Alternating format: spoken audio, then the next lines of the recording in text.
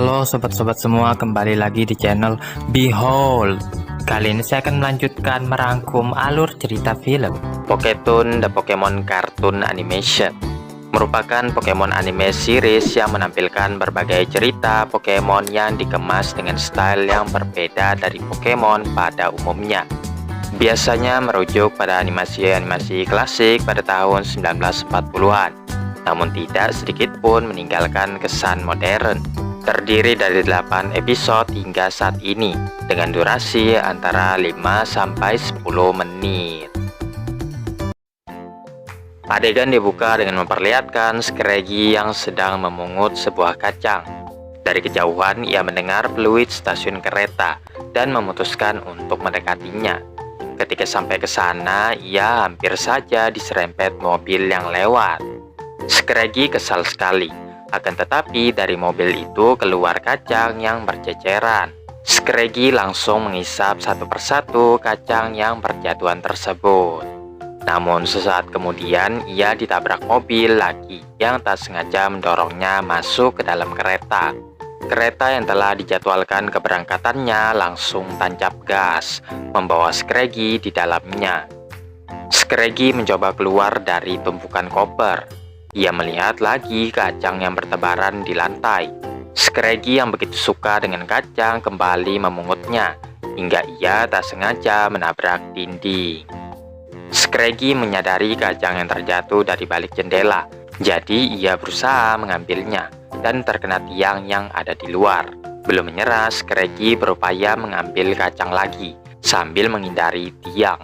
Akan tetapi ia terjepit jendela yang tertutup dan menghentikan usahanya saat itu juga. Kemudian sebuah koper menimpa kepalanya. Koper itu terus bergerak seperti ada sesuatu di dalamnya. Scraggy berupaya menghentikan koper itu, hingga akhirnya koper itu terbuka dengan banyak sekali pakaian di dalamnya. Salah satunya ada kantung kacang yang dikejar Scraggy sebelumnya. Kantung itu ternyata adalah Mimikyu yang menyamar. Scraggy ketakutan sekali melihat Mimikyu. Lantas ia bersembunyi di dalam koper sambil memperhatikan gerak-gerik Mimikyu yang kini menghambur-hamburkan baju. Scraggy memukul Mimikyu dengan raket agar Pokemon menyeramkan itu menjauh darinya. Saat keadaan sudah aman, Scraggy turun ke bawah. Mimikyu masih ada dan kini masuk ke dalam celana menggoyang-goyangkan biji Scraggy. Ketika memasuki terowongan, Scraggy masih berseteru dengan Mimikyu meski dalam keadaan gelap sekalipun. Tidak tahan lagi, Scraggy melancarkan headbutt ke arah Mimikyu. Ia berhasil menangkap Mimikyu dan melayangkan headbutt lagi, sampai-sampai kacang keluar dari kepalanya. Lalu Scraggy tak sengaja melihat wujud asli Mimikyu. Seketika ia langsung pucat dan lari sekencang mungkin. Scraggy tidak sadar ia telah berlari keluar kereta. Ia berguling ke arah pohon yang mana di sana ia telah ditunggu Mimikyu. Adegan ditutup dengan Mimikyu yang terus-menerus mengejar Scraggy, menawarkan kacangnya. Jauh di atas gunung yang dikelilingi lautan luas, hiduplah Pancham di sana. Sepanjang hidupnya Pancham selalu berlatih agar bisa jadi kuat. Terlihat Pancham mengenakan kalung Everstone yang mencegahnya berevolusi. Ketika tidak sedang berlatih, ia mengumpulkan barang-barang bekas yang ia taruh di dalam rumahnya. Diketahui Pancham hidup sebatang kara di guanya. Pokemon favoritnya adalah Arcanine yang dipajang posternya di kamarnya. Tak jauh dari tempat tinggal Pancham juga hidup seorang anak. Saat itu ia masuk ke dalam Pokemon Center dan melihat Pancham yang sedang berlatih ditayangkan di TV. Rumor tentang Pancham ternyata sudah tersebar hingga ke kota.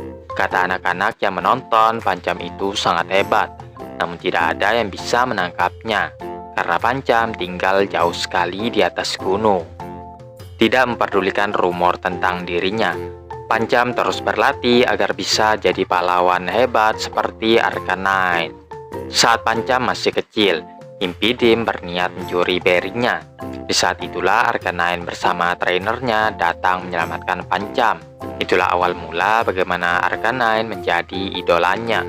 Di tempat Pancham berpijak, Konon Arcanine menggunakannya sebagai tempat berlatih juga. Jika Pancham berusaha lebih keras, ia mungkin bisa membelah air terjun sama seperti Arcanine. Pancham dihadapkan pada situasi yang sulit. Selama ini ia menolak berevolusi karena ketika ia menjadi Panggoro, Pancham takut teman-temannya akan menjauhinya. Sementara itu bertolak belakang dengan sosok Arcanine yang disukai banyak Pokemon.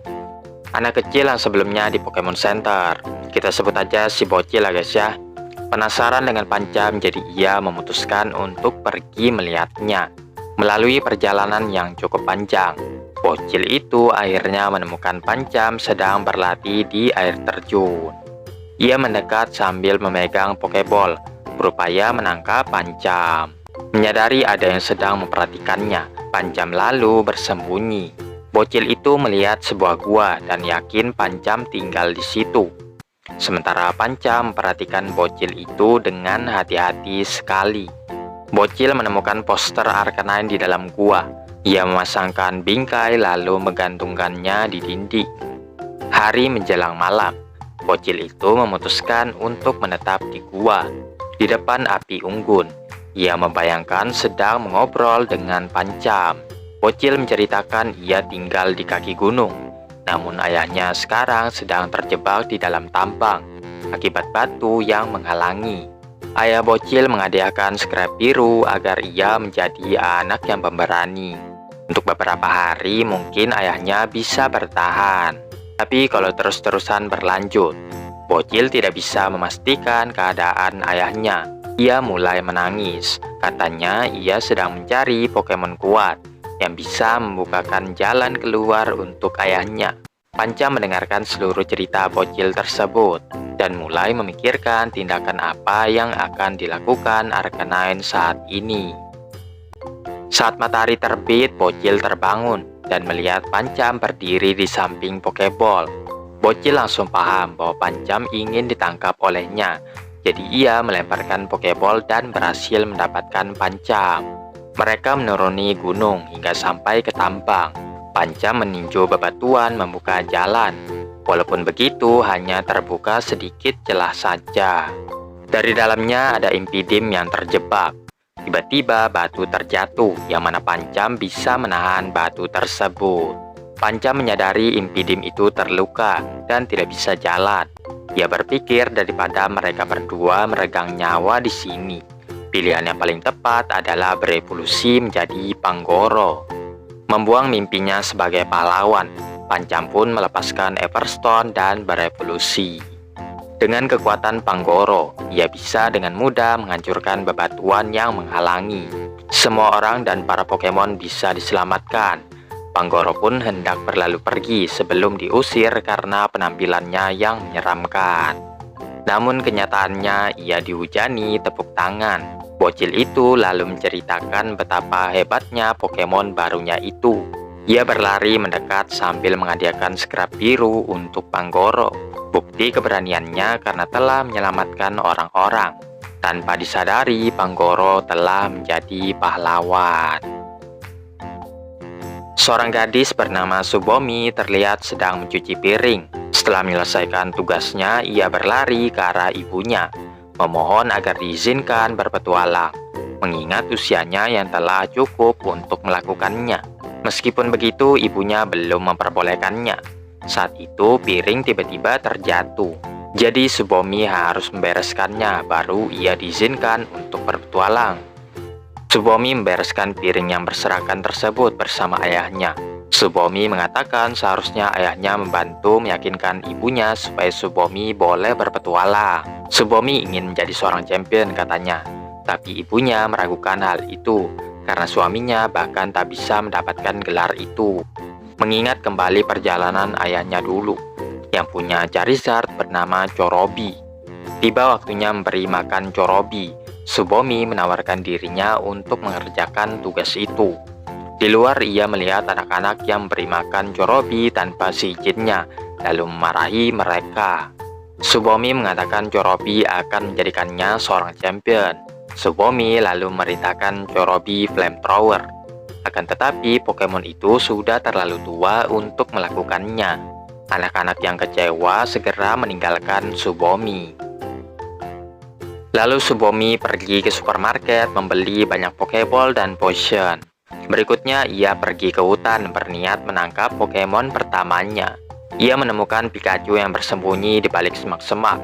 Tsubomi melemparkan Pokeball, tapi Pikachu bisa menangkis Pokeball itu.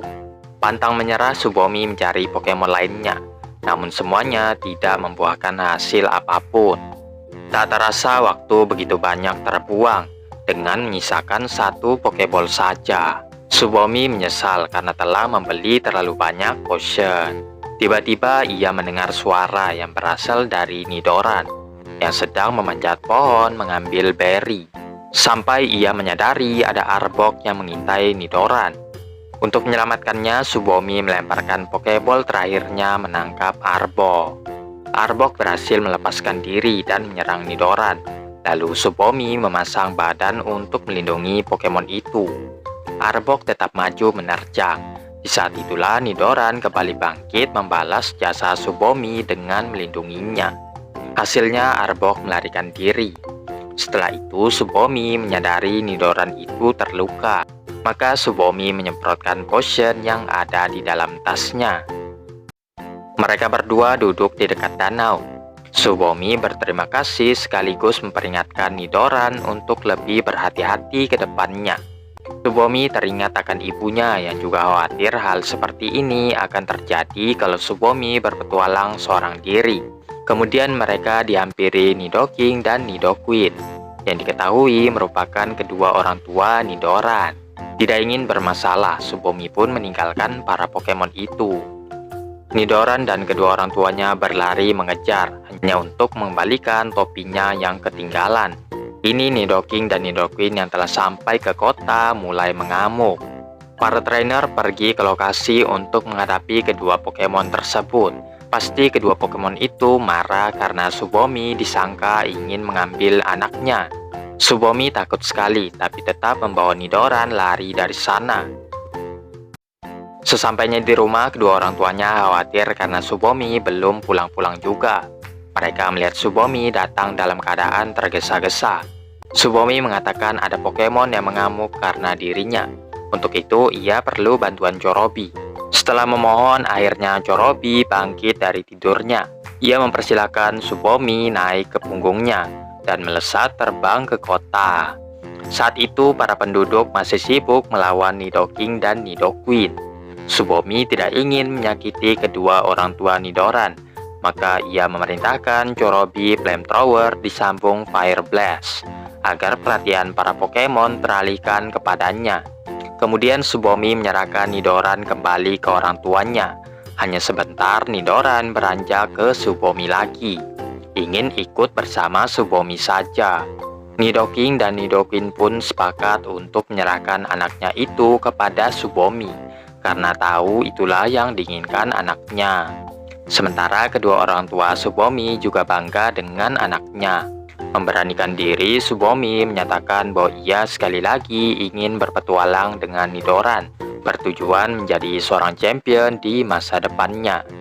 Setelah kejadian hari ini, ibu Tsubomi akhirnya luluh juga dan mengizinkan anaknya itu untuk menggapai impiannya. Tsubomi tentunya sangat senang sekali. Keesokan harinya Tsubomi izin pamit kepada kedua orang tuanya. Ibu Tsubomi masih khawatir akan anaknya itu, namun sang ayah mengingat momen di mana ia dikalahkan oleh ibu Tsubomi. Ternyata sebelum menjadi suami istri, mereka berdua adalah rival. Sekarang untuk anak mereka, biarlah ia mencari jalannya sendiri. Setelah cukup lama berpetualang, Nidoran Tsubomi akhirnya berevolusi menjadi Nidorino dan mengadakan pertarungan epik melawan Gengar. Anak kecil bernama Rikuo dan pamannya sedang memancing. Ketika Rikuo memainkan serulingnya, ia melihat Magikarp yang keluar dari dalam air. Nampaknya Magikarp itu sangat senang dengan musik yang dimainkan Rikuo. Selagi para Pokemon yang ada di hutan juga memperhatikan mereka. Tak terasa hari sudah mulai senja. Magikarp dimasukkan ke dalam akuarium untuk dibawa pulang. Setibanya di rumah, Rikuo menunjukkan kepada orang tuanya tentang Magikarp yang ia tangkap. Bagaimanapun juga, orang tuanya tidak mengizinkan Rikuo merawat Pokemon itu. Alhasil Magikarp dialihkan ke breeding center. Masih sedih, Rikuo pelan-pelan memainkan serulingnya, lalu berlalu pergi. Singkat cerita, Magikarp diletakkan di danau bersama Pokemon lainnya. Magikarp melihat batang yang dipegang Farfetch'd mirip dengan seruling Rikuo. Berkeinginan bertemu dengan Rikuo, Magikarp melompat tinggi hingga mendarat di hutan tempat Rillaboom berada. Rillaboom mulai memainkan musiknya diikuti semua Pokemon yang ada di hutan. Magikarp begitu menikmati momen ini. Di breeding center terlihat anak kecil lainnya yang datang untuk menjemput Pokemon-Pokemonnya. Perlahan-lahan anak-anak yang lain juga datang menjemput para Pokemon, hingga menyisakan Magikarp seorang diri. Musim demi musim, ia belum juga dijemput. Setelah sekian lama, Magikarp melihat Rikuo akhirnya datang. Namun ternyata itu hanyalah anak lainnya yang kesini untuk menjemput Saida. Tak lama setelah itu, Magikarp mendengar suara seruling yang sama seperti yang dimainkan Rikuo. Rikuo yang telah beranjak remaja memainkan serulingnya untuk menjemput Magikarp kembali. Magikarp yang mendengarnya bereaksi dengan berevolusi menjadi Gyarados. Rikuo senang sekali bisa bertemu dengan Pokemonnya lagi. Ia terus memainkan seruling sebagai balasannya.